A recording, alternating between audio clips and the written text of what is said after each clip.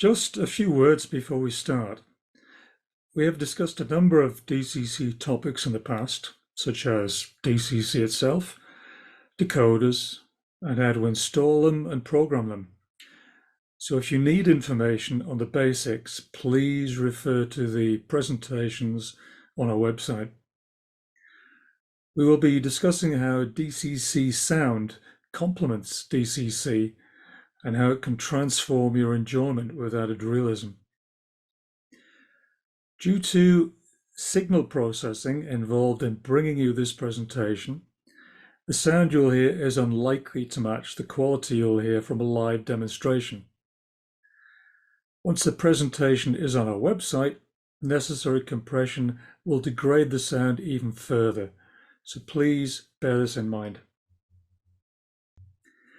DCC, or Digital Command Control, has been around for many years, and as advances in microelectronics has enabled more processing power and memory to be possible in a small footprint, DCC sound decoders became the next logical step. Locomotive sounds, in varying degrees, have also been available for a number of years. The older members may remember the Hornby Super Sound Box. Great fun, but usually hidden from the children quite quickly. A more recent version of self-contained sound is TrainTech Sound Module. Powered by a small battery, it can be tucked away into a loco body or wagon, and its motion detector will attempt to detect the speed and therefore increase or decrease the steam or diesel sound accordingly. However, for those with a DCC layout, DCC sound decoders offer a high degree of realistic and personalized sound. So, why have DC sound at all? Let's look at how DCC sound can transform a layout. We will look at a short video of my layout where most of the locos have sound decoders. Initially, the sound circuits will be switched off and then switched on. This is also a simple feature that gives you complete flexibility if you wish to run without sound.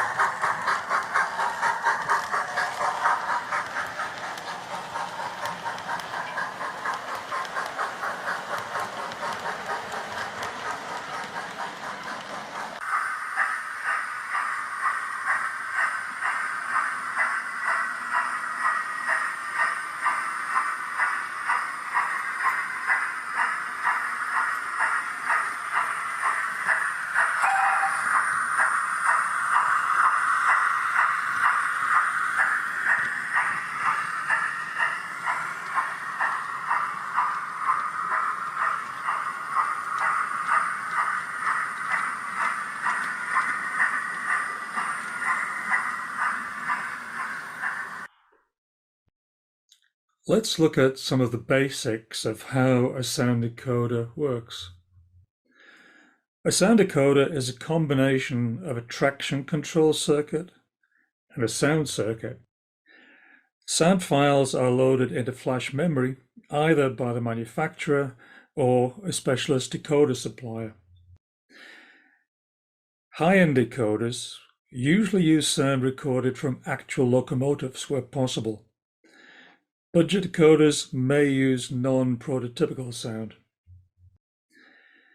The sound circuit senses the current being pulled by the motor and, using algorithms, changes the speed of the chuff rate or the motor speed accordingly.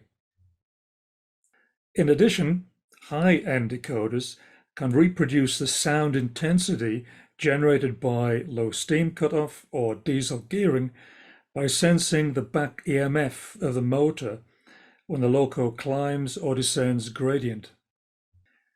Numerous CVs are available for fine-tuning traction sounds, such as chuff rate, but budget decoders have minimal adjustments available.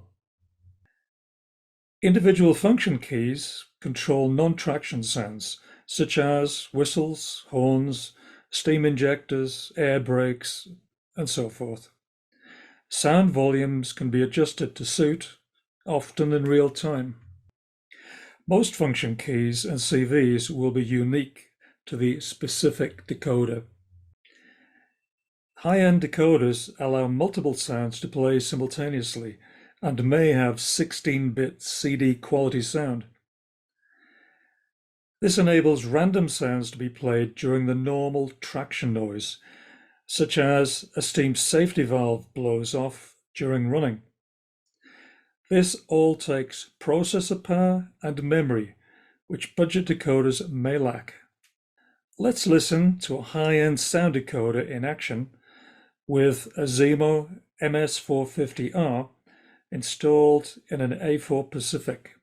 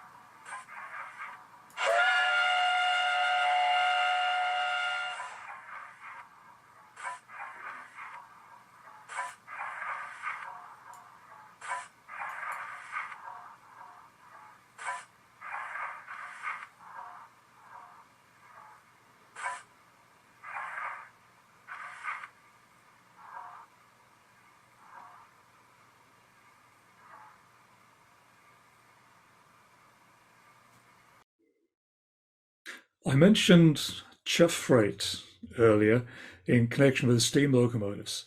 Let's take a closer look at what CHUFF rate is. CHUFF rate is the synchronization of the steam exhaust with the rotation of the driving wheels.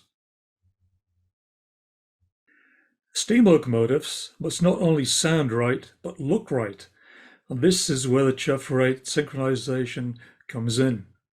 It also separates the high-end decoders from the budget decoders. If you watch carefully the driving wheels of a steam locomotive pulling away, you will notice that exhaust chuffs occur when the crank pins reach certain points with respect to the wheel rotation. This is because steam locomotive cylinders are double acting, meaning that they have an exhaust at either end of their stroke. Two-cylinder and four-cylinder locomotives have 4 chuffs per driving wheel revolution. Three-cylinder locomotives have 6 chuffs per driving wheel revolution. And this is what gives them their characteristic sound. Not all real steam locomotives follow this exactly, as it depends on crank axle settings and also the design of the motion gear. This can be adjusted by changing the appropriate CV, which differs per manufacturer. A model steam locomotive, which is out of synchronization between the sound and the driving wheels, looks odd. Budget decoders approximate synchronization, but not particularly well, as there is usually no means of adjustment. High-end decoders have specific CVs to enable the user to set the synchronization accurately. This is best performed on a rolling road at very slow speed. However, for locomotives that are tender-driven, it is possible to run the locomotive slowly over a short length of track and change the CVs until synchronization is achieved.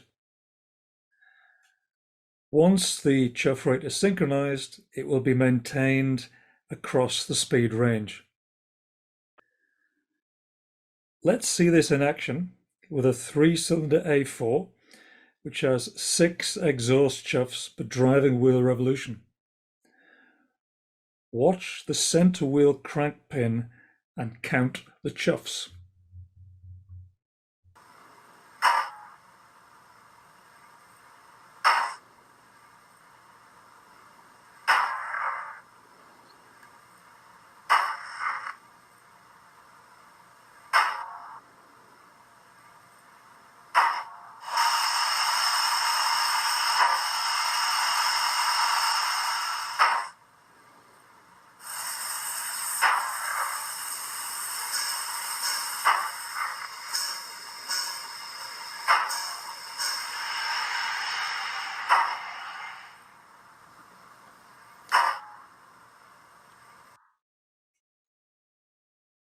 Let's take a look at some of the hardware involved.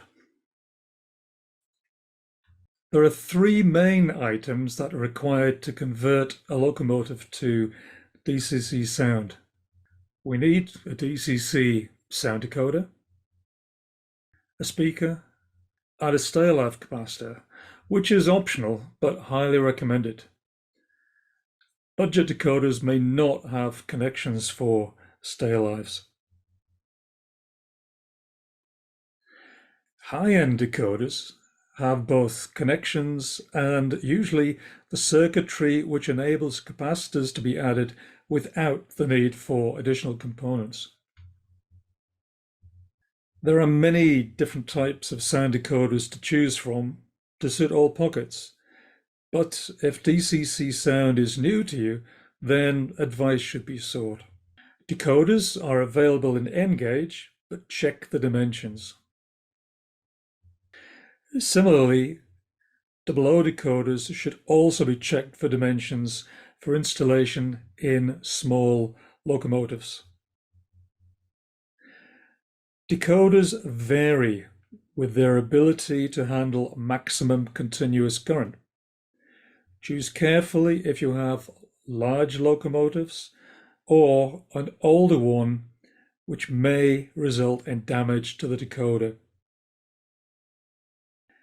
Budget decoders have limited adjustable CVs, and this has been covered in the Sprague Decoder Pro presentation on our website. They also may have low current ratings.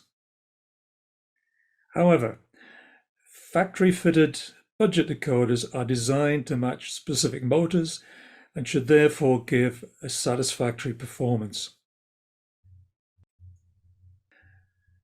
There are many manufacturers of sound decoders, from budget units such as Hornby to high-end units such as ESU and Zemo. Price ranges from about £30 to well over £100. Therefore, you get what you pay for. There are a number of specialist suppliers who offer high-end decoders ready programmed with the sounds of specific locomotives. The budget decoders are pre-programmed from the factory with sounds of specific locomotives and cannot be reprogrammed. Even a budget decoder can be improved with a decent speaker. There are many different types, shapes, and sizes to fit different applications. The latest sound decoders can accept speakers of 4 to 8 ohms impedance, but check the decoder specification first. With impedances lower than 4 ohms, damage may occur to the decoder, and for impedances of greater than 8 ohms, this will reduce the volume. Sugar cube speakers are very popular for fitting into steam profile boilers, and large boilers can benefit from a double cube. That is, 2 8-ohm speakers in parallel giving 4 ohms. It is the enclosure that provides the deep bass sound, hence the double speaker for a large, powerful locomotive.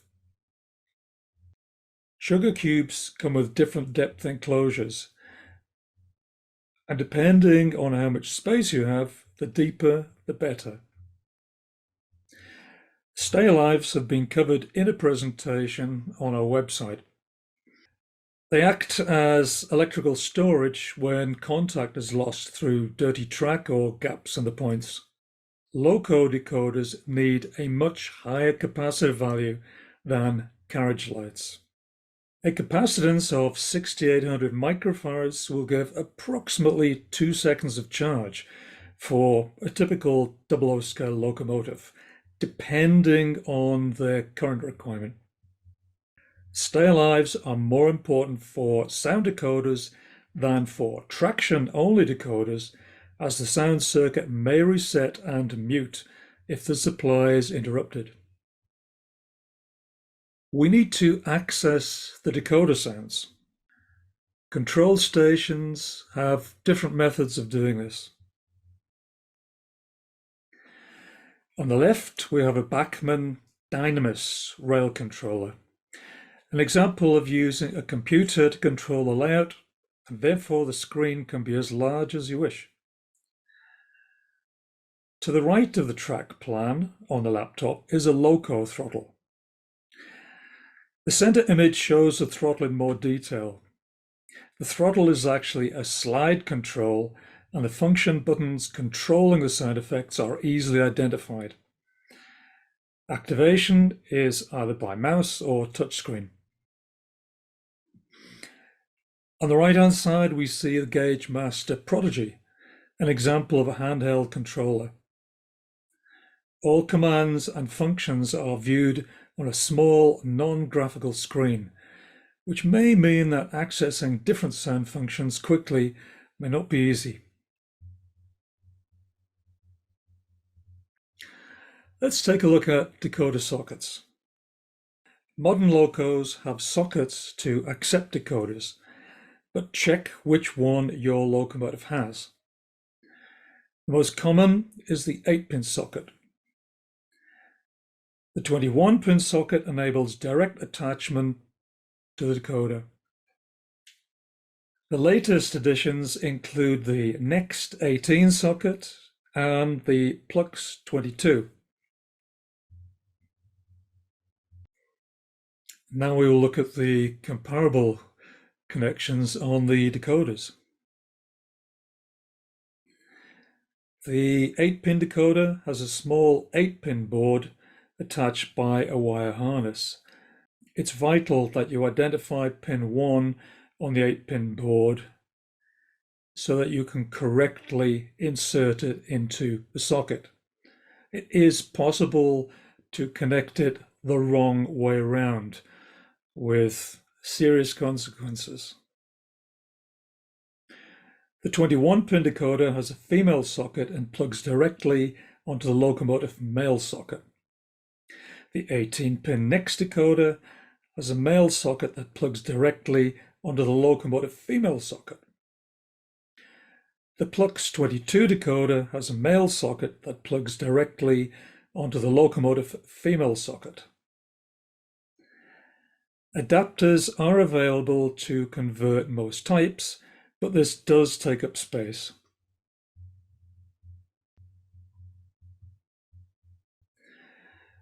Modern locomotives are generally classified as DCC Ready, which means there is a socket fitted. DCC Fitted, which means a socket and a traction decoder is fitted. And DCC Sound, where a socket and a sound decoder is fitted. For number 1, when deciding upon a sound decoder, it's important to check the socket type, check the required current handling, and the physical size. For number 2, remove the traction decoder and fit a suitable sound decoder, bearing in mind the current handling and the physical size. For number 3, the loco is ready to run from the box. Just change the decoder ID.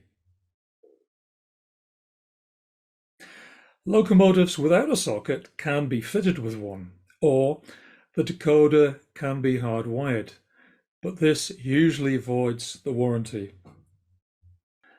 Once again, beware of budget decoders, as they may not be able to handle the higher currents of older style motors, and the steam CHUFF motor speed cannot be synchronized.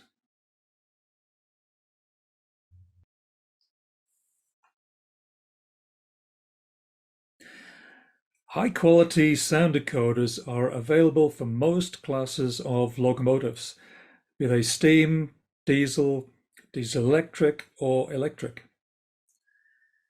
You may have gathered that I am a steam enthusiast, but there is one diesel-electric that I would happily pay good money to see, and that is the legendary English Electric Class 55, known as the Deltic.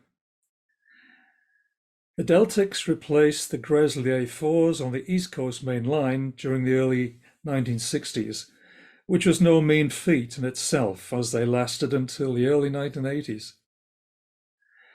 I was privileged to travel behind the Deltics during the early 70s between Doncaster and Newcastle. And when you have traveled behind a Deltic at 100 miles an hour, you know you've been on a train ride. The size and unique sound of the Deltic makes it difficult to recreate the sound in a model. And at 100 tons, it needs a powerful sound. The power source of the real Deltic comprises of 2 Napier Deltic 2-stroke engines driving a DC generator. At low revs, a deep bass growl is produced, but as the revs increase, this becomes a howl like jet engine. Hence the characteristic and unique sound of the Deltic. It is therefore fitting that I end by showing what DCC Sound can do, with a tribute to the Deltic, courtesy of Acura Scale and ESU Lock Sound.